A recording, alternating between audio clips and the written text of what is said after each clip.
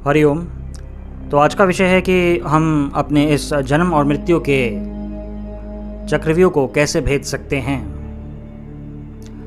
क्योंकि इसमें घुसना तो बहुत ही आसान है।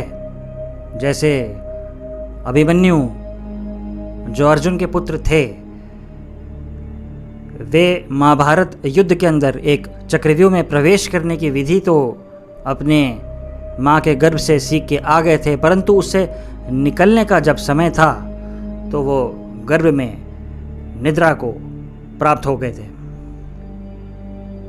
और असली महाभारत में भी वह चक्रव्यूह को भेदने में सक्षम होने के बावजूद भी उससे निकलने में असक्षम थे और मृत्यु को प्राप्त हो गए थे। तो हमारा जीवन का जो लक्ष्य है वो इस 5 इंद्रियों से ऊपर उठना, और जो आपकी 5 ज्ञानेंद्रियां हैं, जनेंद्रियां हैं, उसके बाद आपका आता है ईगो, उसके बाद पुरुष और प्रकृति। इन सब को भेदना ही हमारा परम लक्ष्य है। और होता ये है कि एक आत्मा जो जीवात्मा है, जिसने एक शरीर को धारण किया हुआ है, वो अनेक योनियों में भटकने के बाद भी एक चीज़ को समझने में असक्षम होती है कि जब भी एक जीवात्मा एक शरीर धारण करती है तो उस जन्म में वो कुछ पाती है और कुछ इच्छाएं अधूरी रह जाती हैं। जैसे अब किसी का एस्ट्रोलॉजी के अगर आप पॉइंट ऑफ व्यू से देखेंगे तो किसी की शादी नहीं होती है, या किसी का डिवोर्स हो जाता है, या फिर किसी की संतान नहीं होती है, या फिर कोई अमीर नहीं बन पाता है, या फिर कोई बहुत बीमार रहता है, या कोई बहुत ही ख़राब परिस्थितियों में खाने की तंगी, पैसे की तंगी, इन सब से जूझता रहता है। और उसके अंदर साथों साथ अपने पुराने प्रारब्धों के कारण जो उसका कॉज था, उसको उसके इफ़ेक्ट को ये भुगतता है, और उस इफ़ेक्ट से एक और नए कॉज का जन्म होता है। तो ये कॉज एंड इफ़ेक्ट का जो रिलेशनशिप है, ये एक आत्मा को उसी जीवन में तोड़ना है जब उसकी इच्छाएं बहुत प्रबल होती हैं किसी भी चीज़ को लेके जो उसे प्राप्त नहीं हो रही हैं। वो ज़ोर लगाता है, शुक्रवार को ये करो, शनिवार को वो करो, मंगलवार को ये करो। कभी कभी आपका पुरुषार्थ इतना बलशाली होता है कि किसी गुरु की कृपा से या किसी देवी की कृपा से आपको वो चीज़ प्राप्त भी हो जाती है, परंतु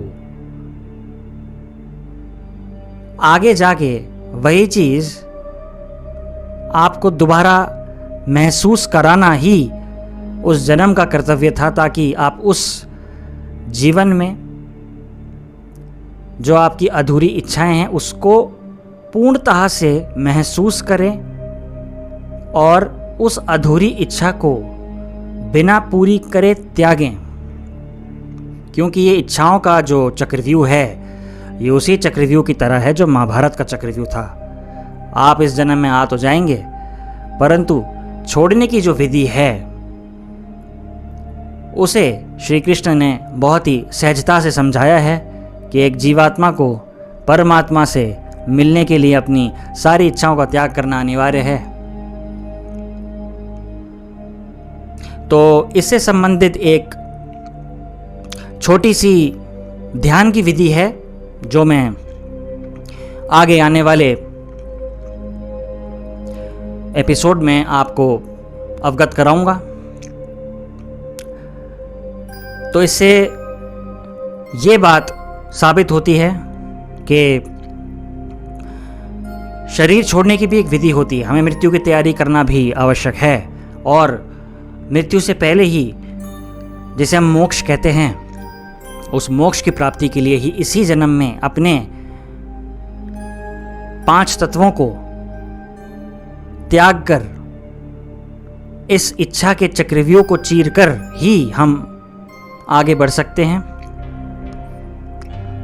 कई आत्माएं बहुत ही पुण्य करती हैं और ऊपर के लोगों को प्राप्त करती हैं। ध्यान रहे कि अगर आप इंद्रासन भी प्राप्त कर लेंगे, इंद्रासन से भी ऊपर के आसन को प्राप्त कर लेंगे, वहाँ भी भोग है, विलास है, सुख है, परंतु वह आत्मा का परम लक्ष्य नहीं है। वो फिर से इस ही मृत्यु लोक में प्रवेश करेगा और बहुत ही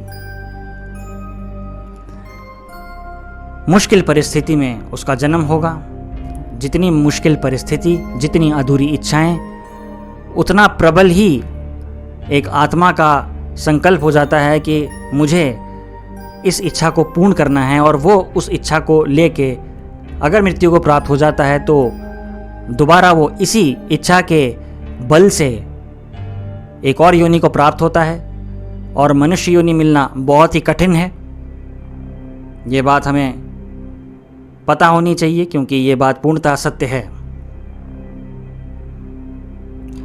तो आने वाले एपिसोड के अंदर एक छोटा सा मार्ग जीवात्मा को अपनी इच्छाओं से मुक्त करके जो परम सच है उसकी ओर अग्रसर करने का मेरा एक छोटा सा प्रयत्न आपके समक्ष अगले एपिसोड में ज़रूर आएगा। धन्यवाद। हरिओम।